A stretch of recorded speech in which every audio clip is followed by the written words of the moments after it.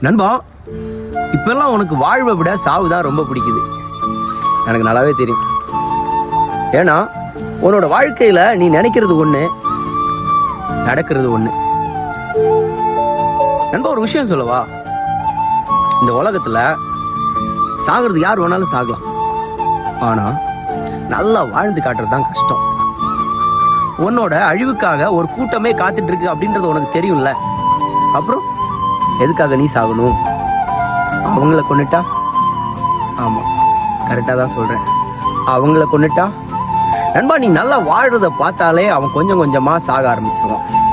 அதுக்கு நீ இப்படி இருந்தா பத்தாது. உனக்கு அப்படின்னு ஒரு குறிக்கோளை செட் பண்ணும்.